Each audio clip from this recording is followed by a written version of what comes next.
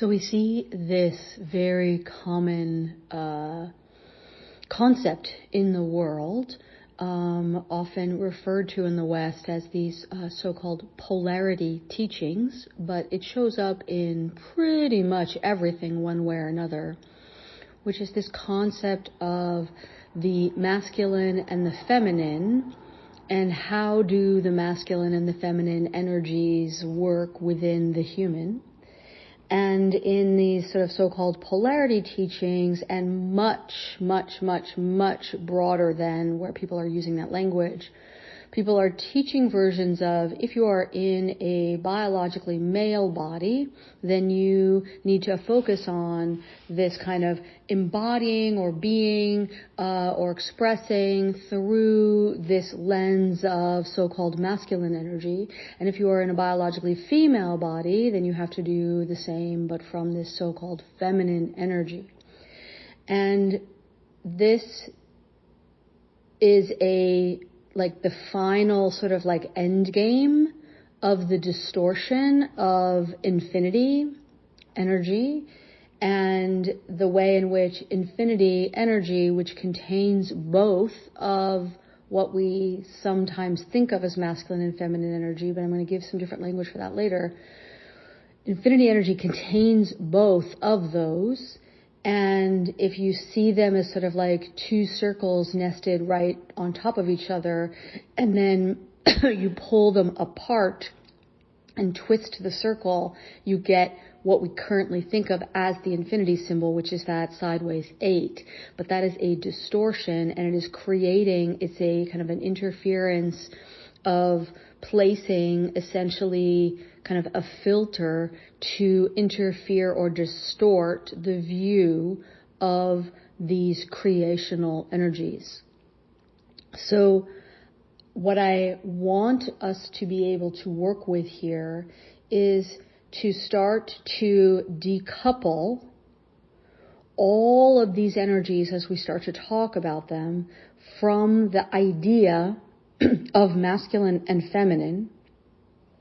And in particular, and most importantly, and we may, come to a place where we kind of can use masculine and feminine sometimes as shorthand, but most importantly, to decouple this from the idea of the human form as we understand it currently. Because there are aspects of the human form, of the biology and the human form, that also are going to be correcting themselves and opening correctly in the evolutionary leap ahead into Homo lumens that will shift. And we don't need to focus there, we're just going to leave it at that. But essentially, we have to, I want to also nest this within a concept that I speak of fairly often, which is to encourage us to de-center humans in our stories about the world. Okay, so, all right. So I want to talk about, I think, the language that has been making the most sense to me to use at this time. And of course, we always understand that words are spells. So when we are using words, we are casting spells. And we want to cast wisely. And we want to understand that sounds very esoteric and magical, and it is. And it is also simple human neurobiology, that language and hearing words and speaking words is actually what then is forming certain brain neural circuitry. Okay? So the words that I'm feeling to use, I want to talk about alpha and omega as these two energies that flow together, making up infinity. And then I want to remind you and bring into the conversation as a third thing, the deep sacred current of life force.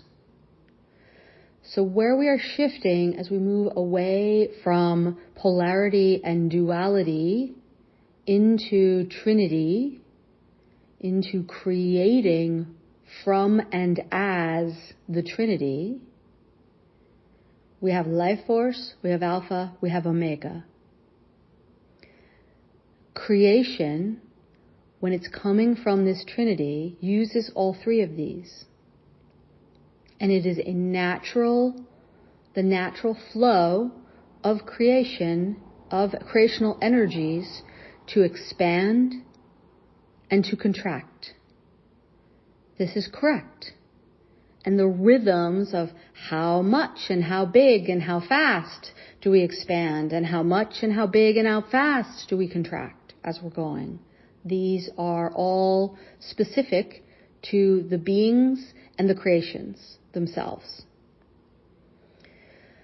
So in the alpha, I want you to also think about the alpha energy as white hole energy. It is an instigating energy. It pushes out. And we talk about the white hole, the esoteric white hole, inside the star center, inside the human, in the founder codes work, where that opening of that esoteric white hole within you, within your new star center, which is inside your energy body, roughly between your kidneys in your anatomy as a map, and through that white center, as it organically opens in correct rhythm with you and begins to dilate, very similarly to how a cervix dilates, and begins to bring through, to push through the energies and into your biology of your original self. So just kind of white hole, pushing out, dilating, opening, pushing out, instigating. It's where, and so most humans have been identifying this instigating, pushing out energy as masculine, which tears it away when they do these polarity teachings from women who actually push out life, literally and physically. So there's a tearing and a distortion that is happening when we're saying this is how men have to be and women can't be this way, in the same way as when we talk about how women have to be and men can't be this way. And we'll go there in a minute. And so then in the omega, this is also like the black hole. So it is black hole energy. It pulls everything into it. It is endings. It is receiving. It obliterates everything in order to create new. And so you can see kind of the alpha and the omega in a cycle together, almost sort of back to back, this kind of black hole, white hole relationship where everything comes into the black hole and it's like, whoop, and then the new configuration after whatever the gestational period is, pops out the white hole on the infinite, ever open flowing creational energy loop, which is an open loop always throughout every aspect of its loop, informed by, animated by, run by life force. The deep sacred current of life force which animates and moves through all things. So as we push out things, as we instigate things, as we birth things out that white hole, that alpha energy is in play. And that's where a lot of what we talk about kind of as sort of doing and bringing into form happens. But it's not exclusively about action, because there's an element of beingness, the correct, if you will, kind of versions of beingness that underlie the whole circle, the whole cycle of white hole to black hole, of alpha to omega, right? And that beingness is the rhythm of life force underneath, within, throughout this whole kind of rhythm of it. And then in this omega black hole, right, we have this. So then one of the things that comes up a lot in so-called polarity teachings, where these concepts that I'm talking about remove or ignore or forget about the deep sacred current of life force, which is the third thing, it's really the first thing, but right, of this Trinity, what ends up happening is that they say, okay, so this sort of white hole alpha energy is the masculine, is the man, and this black hole omega energy is the feminine, is the woman, and everybody has to kind of adhere to these patterns, and if they don't, then they're not kind of being correct, whatever that looks like. And so then one of the issues that comes up a lot is about safety. And then we also have this other issue that comes up about what I call provider energy. I'm going to leave provider energy off to the side for the moment. So safety, and I'm putting that in quotes, if you can hear me kind of like air quotes, right? So sort of safety derives from the degree to which the flow of the deep sacred current of life force through this whole alpha, omega, black hole, white hole, creational, infinity loop, the degree to which the flow of life force is open and free to be as it is correctly to be in that particular whatever it is, versus constricted. When it is constricted, then we become increasingly feeling safe, not safe. Right? So open, safe. Constricted, not safe. Reductive. But you see what I mean. And of course there can be gradations of that, where it's like, it's partially constricted. And so what's going on here, we can see that people have essentially kind of mistakenly identified contraction with the natural expansion and contraction rhythms of this creational cycle that I have described, have mistakenly kind of connected that into this constriction, this throttling or bottling up or stopping of the flow of deep sacred current of life force. And this is where safety is an issue. Safety is not the purview or the job of one or the other in the infinity loop, the alpha, omega, the black hole, the white hole. It is not the job of the masculine or the man to provide safety for the feminine. This is just incorrect. This is part of the distortion that it's playing itself out, and we're coming to kind of the end game. I feel energetically we have concluded the energy game of that with all of the shifts that have just occurred. But humans are going to need to do the work of understanding and unpacking this in their mental models, in their brains, and then shifting it somatically within their bodies as part of the work of fully kind of integrating so that they can shift into the new game, whatever that will be for each of them. So safety is a function of to what degree are we allowing life force to flow. The alpha and omega is in every being. It's in you, all of it. It's in me, all of it. And the degree to which I am allowing life force to flow through me fully, instead of in a constricted sort of trickle way, little drips and drops, will decide both how fully and effectively and correctly am I in my creational cycle and having the experiences that I want, or feeling unsafe, constricted, and not having the experiences that I want. And so in the polarity teachings, we have externalized who's responsible for that. No one else is responsible for that but you. And we have a human experience currently in the collective that is just rife with external circumstances that create physical lack of safety. So we have externalized this so greatly Matter has organized around the energy of how greatly we have externalized this to create societies in which virtually everyone who lives in them is physically, literally unsafe. But that is all essentially kind of the end product of this internal energetic distortional problem.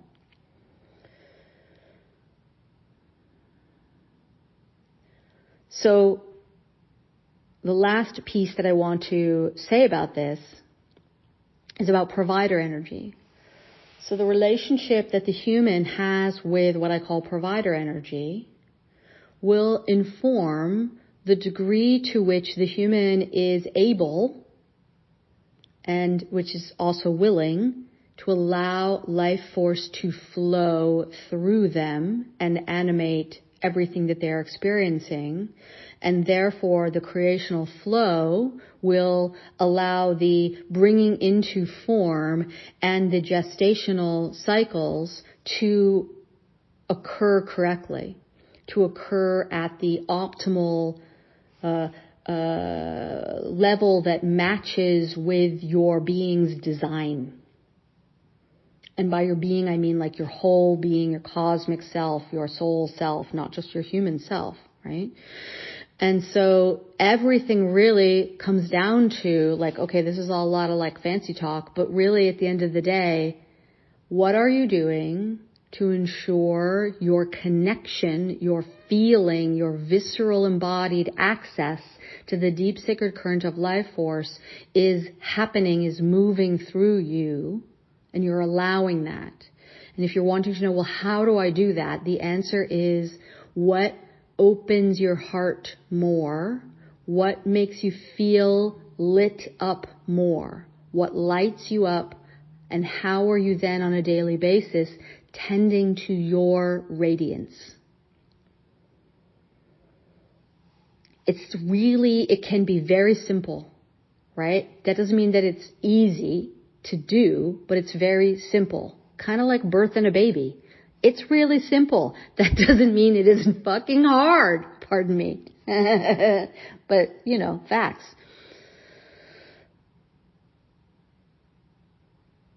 When we push all of these things out in the polarity teachings, we distort and destroy the experience of men and women. We make them both less than. They are not able to bring through life force in the way that they want. And this distortion, which I've referred to in earlier pieces as kind of the AI tech that has created this interference, this technology, esoteric AI tech, I'm not talking about like, Siri. That has been removed. And so where in the past you have experienced that trying to move through this stuff has felt like, oh, but I'm carrying this 500-pound backpack while I'm trying to climb the mountain. It's really, really, really hard. The removal of that esoteric architecture of interference and of fear has removed that backpack. You just haven't figured out yet, maybe. Maybe you have felt the lightness that has come from that, but there's a habit that the brain has, that the human form has of, I'm used to where I'm at. And that's what I'm used to. And I have my stories and I stick to them, right? So it's time for you to tell yourself a new story and to allow the possibility that, oh, popping up this mountain is now super easy. I didn't realize how easy mountain climbing was, but taking this 500-pound weight off me made all the difference. Instead of moving up the mountain with like gravity at 3 times the level, oh, now I'm in super light gravity and I can just bound my way up the mountain, right? So keep working with this, keep feeling into this, and understand and start to see where everything I have just described is showing up everywhere around you. The fractalization of these truths are everywhere in society, everywhere in humanity. They are nowhere in the natural world, the rest of the natural world, because of course humans are in the natural world, but we have really been cut off from it in so many different ways. This is nowhere in the rest of the natural world, these problems that I'm talking about, the correct flow of Trinity-based creation, Trinity-based experience of life force with alpha, with omega. That's everywhere, all the time, in everything. But in society, many of you want to understand like what's happening in your experiences in your workplace, in your business, with the investors in your business, with your family, with the people down the block, with your neighborhoods, with your countries, with the politics, with the technologies, with the blah, blah, blah. You'll start to see this is essentially the pattern that is replicating itself everywhere because it's at the end. This is the last gasp of it. It's at the end. Now it's dying, but it's going to take a while for those habits, if you will, to kind of die. So, and then the last thing that I want to say about this is related to in the human plane, as we are here now in the collective developing artificial intelligence technologies here now. I want you to really start to feel in to where are human creations containing life force and where are they not. And this is how you can begin to discern what is being created that is correct, that is true, versus what is being created from the old distortion interference. Because if life force isn't in it, you can feel the difference. You can feel the deadness. It's just a deadness. It's just like, nothing there. I don't feel anything. It's not there. And I'm going to use the example of all these interesting explosions of artificial intelligence, art creating technologies that have just been exploding out everywhere. And so people are sort of like, you pop in a few keywords into whatever software you're using, and then it pops out a bunch of artwork at you. And I'm leaving aside all of the very important and real questions that people are raising about the issue of intellectual property, because what's going on is that the AI technologies are using essentially digital images of a whole bunch of artists' work without their permission. So what does that even mean if they're then changing it a whole bunch? Just blah, blah, blah. But when you look at these images when they're first created, they have this initial, oh, wow, that's super cool. Oh my gosh, I really love that. And then people go down the rabbit hole of it. And that's the lure of it. But if you just sit with it instead of going down the rabbit hole of enthusiasm, if you just let yourself stay in neutrality, as you sit with it and feel into it, you will feel those images are dead. They don't have life force in them. They just don't. Whether they're videos, whether they're visual, static images, whether there's something that's been written. Somebody was just telling me about, like, apparently somebody fed all the Harry Potter books into an AI and it wrote a chapter. You know, it's dead. It's just dead. You can feel it. And if you can't feel it, then go spend time helping yourself learn how to actually feel life force energy. Because once you can feel life force energy, then you can feel the absence of it. Some people begin their access to life force energy by becoming aware of the deadness, the feeling of the deadness. And then, you know, because contrast is often and always our teacher. So, yeah, so I was really curious about these AI art things, and I was like, I want to learn more about this, or do I, right? But being in it really helped me to see, like, oh yeah, no. And now I just know right away somebody will share some artwork or they'll use it in their branding or whatever, and I'm just like, it's just flat. It's just dead. Even if it's beautiful, I can feel the deadness in it. And I'm like, I'm out. So that's just me personally, and what I feel is also very correct around this. And I'm just using this one tiny little spot, right? And I'm not dissing technology. I'm not a Luddite. You know, I love my tech. I'm all here for it. I love the internet. It creates something really important for humanity as we're bridging forward, and all that. Like, I love all this stuff. And there's a lot of ways that technology is making people's lives better. Feel into, like, where is it correct and where is it not? Where is life force still flowing, and where has it been subtly either hijacked or shut down? that flow of open or constricted? And what degree is the constricting? And for those of you who are in big, like I'm creating new stuff in the world, feel into this in your creations and in the teams that you're working with. Because if you are creating things that doesn't have that deep sacred current of life force in it, then you're part of the problem. Even though I'm confident if you're listening to this that you wanted to be part of the solution, so to speak. All right. So all of this functions and exists and supports at every level of your experience. So your individual human experience, what's going on in your smaller groups of humans experience, and then what's happening in larger groups and at the full collective, and then humanity as a whole, and all of the shifts that humanity is making as it starts really accelerating in the Evo leap from Homo sapiens into Homo lumens. Enjoy the journey. Tend to your radiance. I love you.